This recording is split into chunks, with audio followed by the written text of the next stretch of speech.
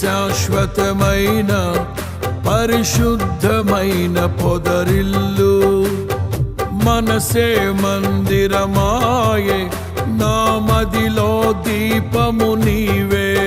నిన్నాశ్రయించిన వారిని ఉదయించు సూర్యుని వలెనే నిరంతరం నీ మాటతో ప్రకాశింపచేయుదువు. ప్రేమే శాశ్వతమైన పరిశుద్ధమైన పొదరిల్లు. మనసే మందిరమాయే, నా మదిలో దీపము నీవే.